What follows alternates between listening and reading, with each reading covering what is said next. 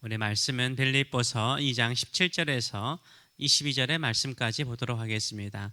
만일 너희 믿음의 재물과 섬김 위에 내가 나를 전제로 들을지라도 나는 기뻐하고 너희 무리와 함께 기뻐하리니 이와 같이 너희도 기뻐하고 나와 함께 기뻐하라.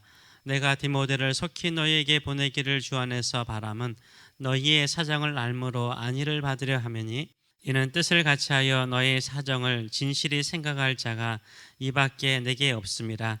그들이 다 자기 일을 구하고 그리스도 예수의 일을 구하지 아니하되 디모데의 연단을 너희가 아나니 자식이 아버지에게 함같이 나와 함께 복음을 위하여 수고하였느니라.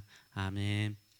오늘 말씀을 가지고 믿음의 친구들을 통해서 기쁨을 얻으라, 믿음의 친구들을 통해서 기쁨을 얻으라 라는 제목으로 같이 은혜를 나누기를 원합니다. 시중에 나와 있는 책들 가운데 행복학이라든지 인간관계론에 대한 책들을 보게 되면 이 모든 책들이 거의 대부분이 공통적으로 하는 말이 있습니다. 하는 결론이 있습니다.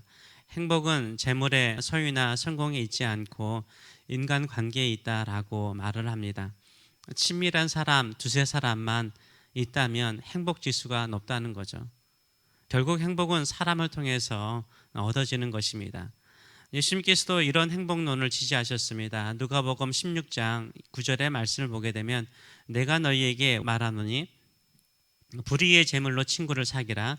그리하면 그 재물이 없어질 때 그들이 너희를 영주할 처소로 영접하리라 라고 말씀하셨습니다.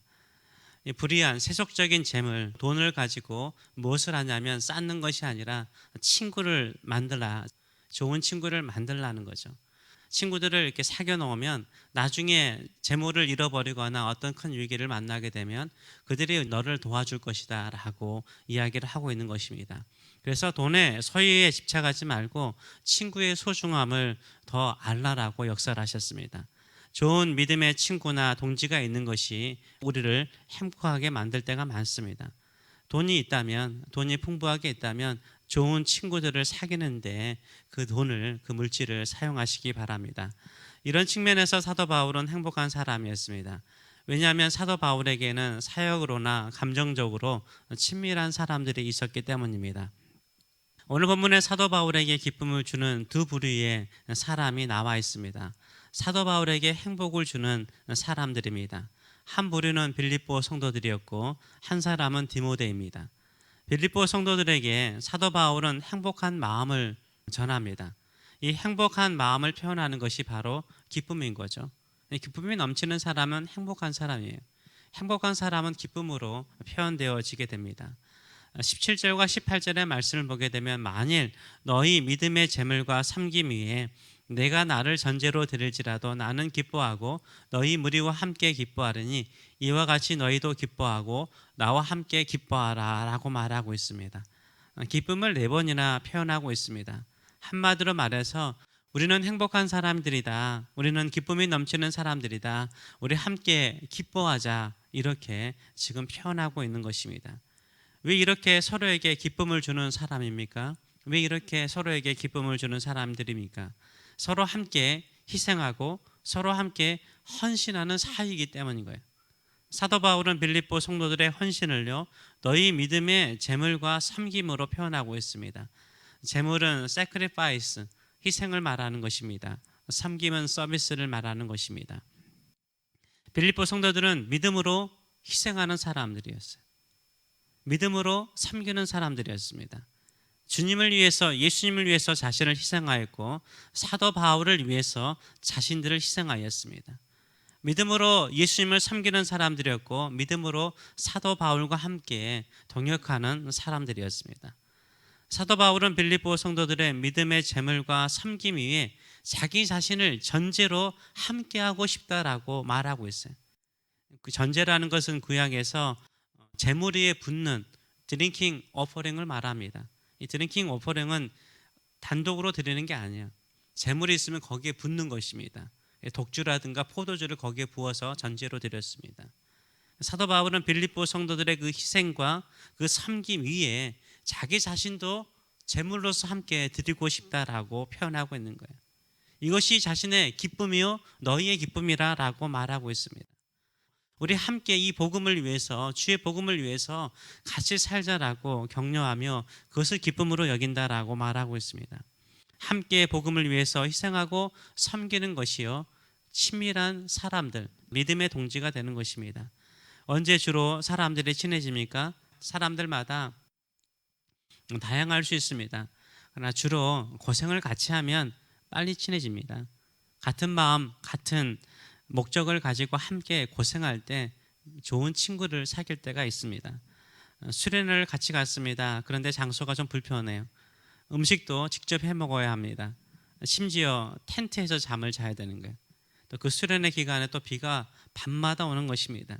그래서 텐트에 비가 들어오니까 잠을 잘 수가 없는 거예요. 그래서 본당에 다들 모여가지고 더 기도하고 더 열심히 찬송하며 철야를 하는 것입니다.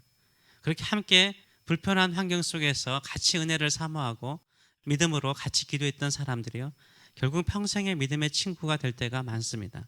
단기 선교를 갔습니다. 한 번도 경험하지 못한 우주로 간 거예요. 벌레에 물리고 잠도 잘 자지 못하고 전자지를 사람들에게 나눠주는데 그렇게 거부하고 멀리합니다. 어린이 성경학교도 같이 하면서 아이들과 즐거워하고요. 이러다 보면 어떻습니까? 그렇게 같이 수고한 믿음의 친구들이요, 좋은 친구들이 될 때가 많습니다. 나중에 그 믿음의 친구들을 위해서라면 나를 희생해서라도 함께 하고자 하는 마음이 생기곤 하죠. 사도 바울에게는 빌립보 성도들은 이런 성도들이었습니다.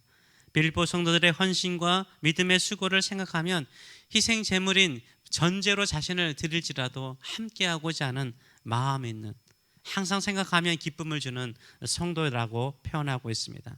여러분에게 이런 믿음의 친구들이 있는지요?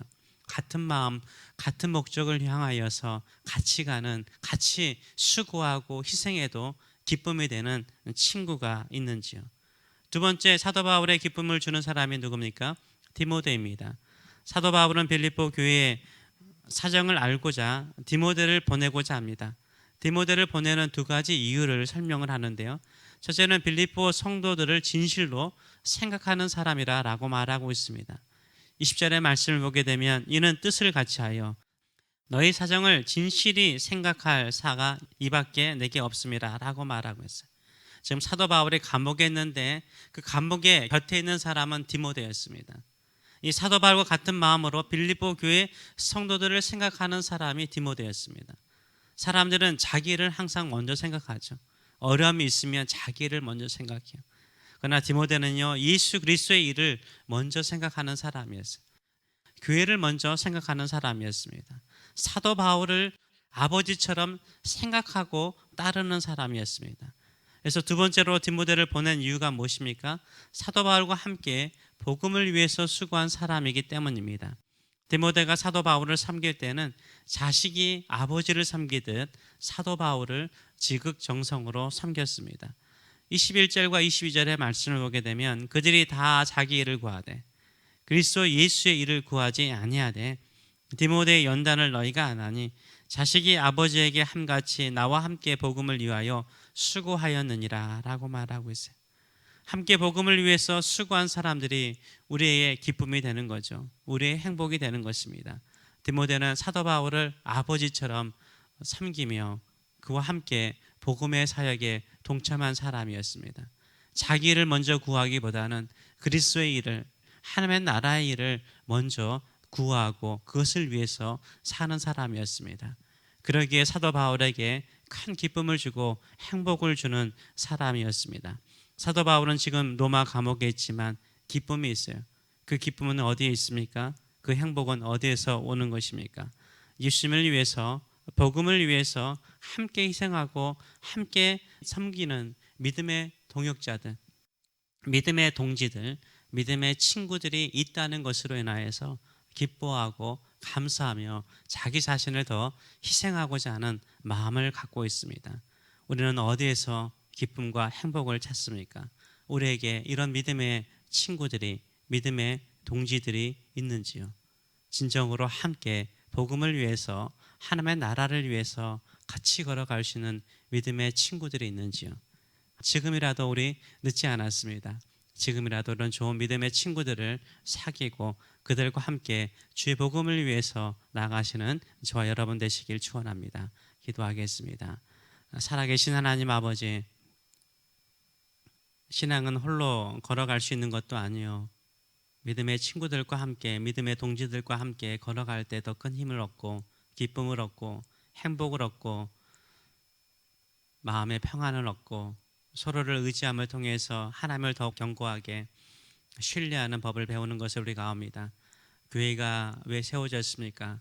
주께서 홀로 신앙생활 하지 말고 함께 더불어서 신앙생활하며 함께 더불어서 희생하고 섬기고 서로를 통해서 기쁨을 얻고 서로를 통해서 행복을 얻고자 교회를 세우신 줄 우리는 알고 있습니다. 그러기에 오늘 또 우리는 아름다운 교회, 행복한 교회, 기쁨이 넘치는 교회를 세워가는 저희들의 삶들이 될 수 있도록 은혜 도하여 주시옵소서. 복음을 위해서, 주의 나라를 위해서 함께 달려감을 통해서 자신의 생명을 바쳐서라도 함께하고자 하는 진정한 믿음의 친구들이 될 수 있도록 축복하여 주시고, 그런 믿음의 동지들을 사귀며 그런 동지들과 함께 주님 다시 오실 때까지 천국 복음을 땅끝까지 증거하는 저희들의 삶들이 될 수 있도록 은혜 도하여 주시옵소서. 감사드리며 예수님의 이름으로 기도하옵나이다. 아멘.